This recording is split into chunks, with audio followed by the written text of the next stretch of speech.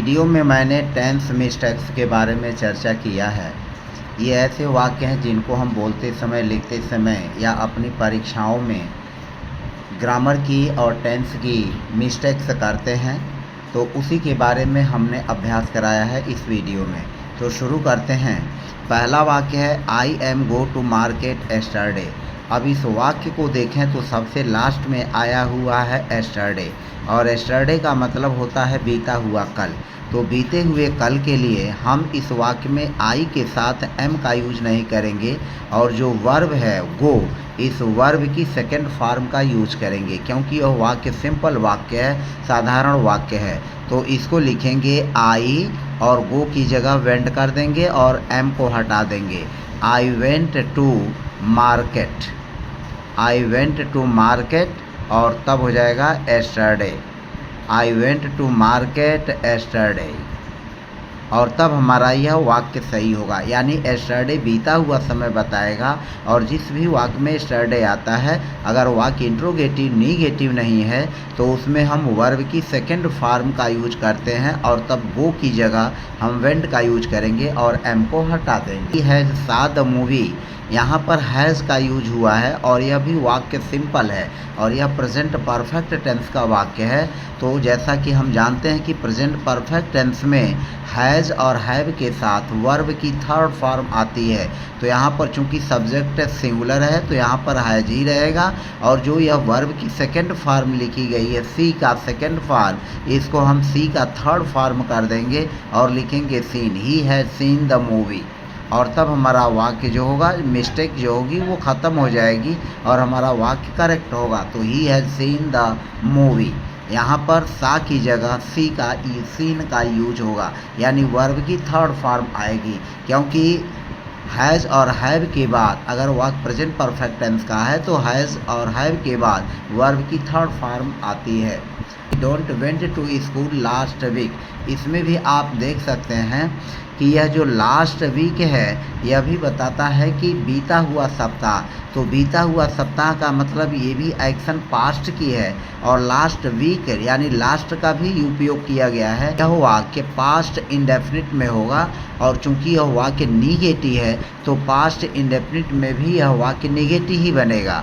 तो हाथ है, इसको कर लेंगे डिड नॉट, यानी शी डिडंट, और जो वेंट क्रिया का सेकेंड फॉर्म है इसको हम फॉर्म फर्स्ट में चेंज कर देंगे, यानी वर्ब की V1 रूप होगी तो गो बदल जाएगा वेंट में, तो शी, और यह डोंट बदल जाएगा डिड नॉट में। तो she did not go to school, she did not go to school, और यहाँ पर लिखेंगे last week, she did not go to school last week, she did not go to school last week. I was watch TV when you called. अब यहाँ पर देखें, इसमें दो वाक्य है। एक वाक्य है आई वाज वॉच टीवी, दूसरा वाक्य है व्हेन यू कॉल्ड। अब यह वाक्य व्हेन यू कॉल्ड से शुरू हो रहा है, जो बाद का वाक्य है। तो ऐसे कंडीशंस में जो वॉच है इसको वॉचिंग कर देंगे, इसको कंटिन्यूअस में चेंज कर देंगे। आई was watch TV when you called, चूँकि यहाँ पर व्हेन आया हुआ है तो व्हेन के नाते, यानी कहने का मतलब कि जब तुमने मुझे बुलाया उस समय मैं टीवी देख रहा था।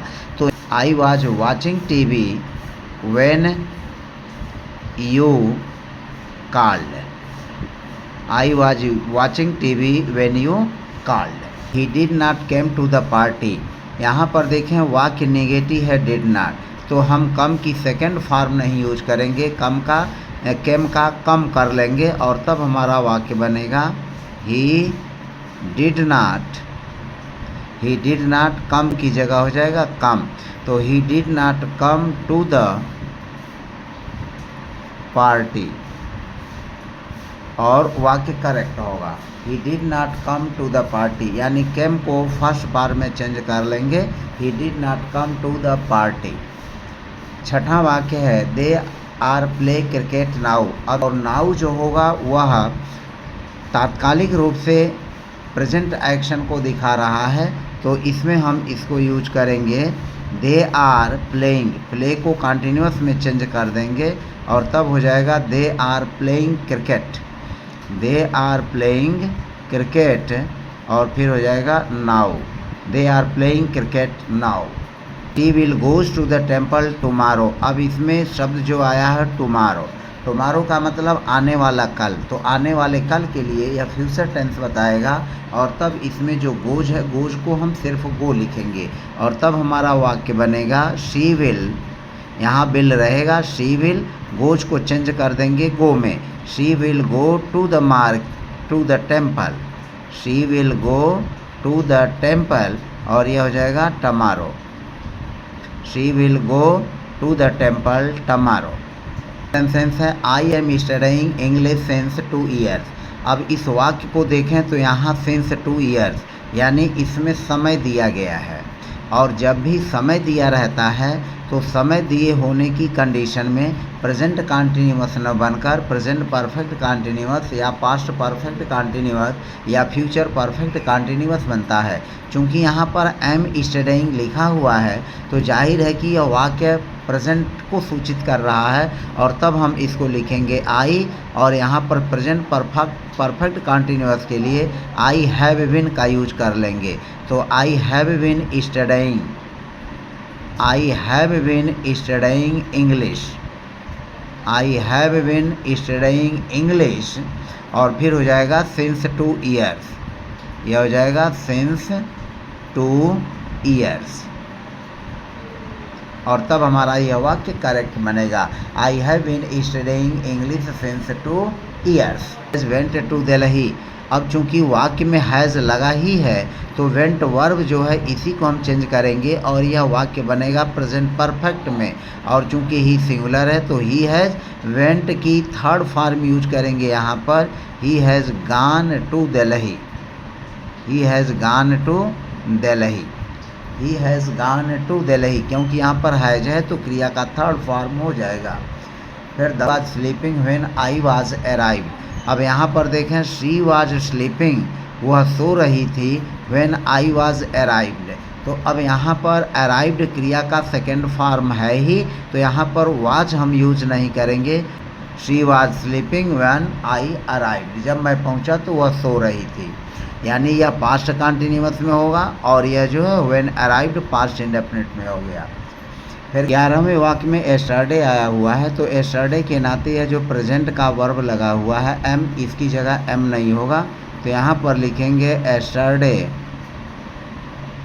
Yesterday I was very busy, I was very busy. क्या ही विल केम हियर सून।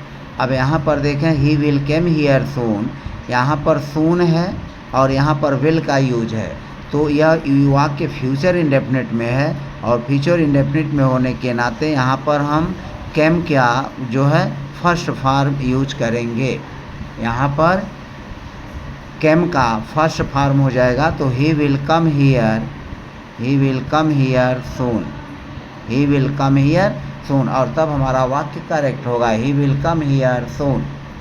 फिर 13वां वाक्य है आई हैव सा हर मैनी टाइम्स। अब यहाँ देखें मैनी टाइम्स समय सूचक शब्द, और यहाँ पर हैव है, और हैव के नाते यह वाक्य प्रेजेंट परफेक्ट में होगा, तो आई हैव और सा का थर्ड फॉर्म हो जाएगा seen, I have seen her, I have seen her many times, I have seen her many times, मैंने उसको कई बार देखा है, अनेकों बार देखा है, तो I have seen her many times, सा का थर्ड फॉर्म कर देंगे यहाँ पर, सा का थर्ड फॉर्म सीन, क्योंकि यह प्रेजेंट परफेक्ट टेंस में वाक्य है। They did not new. अब यहाँ पर चूंकि वाक्य निगेटिव है और यहाँ पर वर्ब की सेकेंड फॉर्म न्यू लिखी गई है, तो हम वर्ब की सेकेंड फॉर्म को फर्स्ट फॉर्म में चेंज कर देंगे, क्योंकि यहाँ पर डिड नॉट है, तो दे डिड नॉट, और फिर हो जाएगा न्यू की जगह नो कर देंगे, they didn't know the answer, they didn't know the answer. फिर अगला वाक्य है I am knowing her for a long time. अब यहाँ पर देखें फॉर अ लॉन्ग टाइम यह समय सूचक शब्द आया हुआ है, और वाक्य प्रेजेंट कंटिन्यूअस में बना हुआ दिखाया गया है। I have known her for a long time, I have known her for a long time, I have known her for a long time. यहाँ पर सब्जेक्ट सिंगुलर है और सिंगुलर सब्जेक्ट के नाते वर्ब भी हमारा सिंगुलर ही होगा।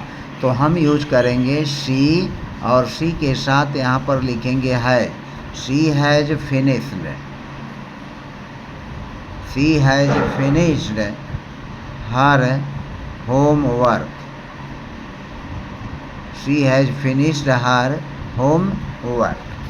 नेक्स्ट सेंटेंस है when he will come we will start. अब यहाँ पर देखें यह वाक्य दो पार्ट में बटा हुआ है, व्हेन ही विल कम और वी विल स्टार्ट। बाद का वाक्य फ्यूचर इंडेफिनिट का है और यह वाक्य व्हेन से शुरू हो रहा है, तो इसमें एक प्रिंसिपल क्लॉज है, एक सबऑर्डिनेट क्लॉज है।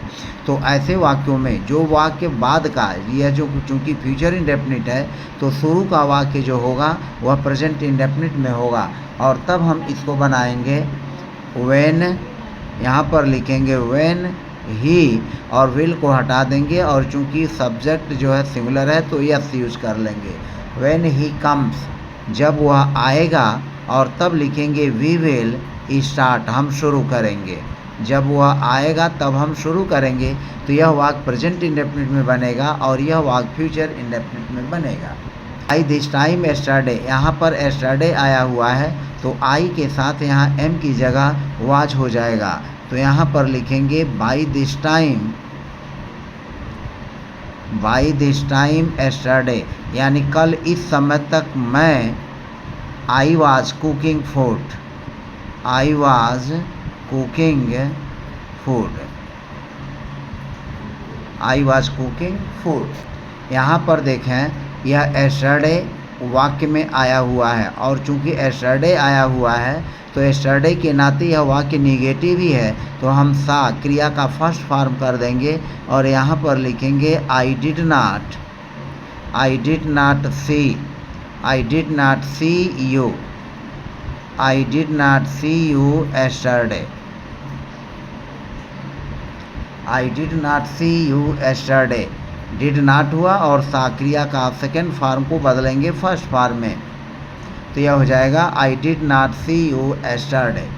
नेक्स्ट सेंटेंस है he is gone to school, is gone to school. अगर इस सेंटेंस को देखा जाए तो यह वाक्य भी अपने आप में सही है, लेकिन इसका अर्थ दूसरे वे में होगा। लेकिन यहाँ पर हमें टेंस के हिसाब से इसको सही करना है, तो इसको हम लिखेंगे ही और इज की जगह हैज़ कर देंगे। ही has gone, he has gone to school, he has gone to school, और तब हमारा वाक्य बनेगा करेक्ट। तो he has gone to school, हम इसको he had gone to school यह भी बोल सकते हैं, या he will have gone to school, वह स्कूल जा चुका होगा, ये भी वाक्य सही है। वाक्य में सब्जेक्ट है दे और यहाँ पर सिंगुलर वर्ब लिखा गया है was, तो इसको हम लिखेंगे दे वर, क्योंकि यहाँ पर सब्जेक्ट के अनुसार वर्ब प्लूरल होगा। तो they were playing football, they were playing football yesterday, they were playing football yesterday.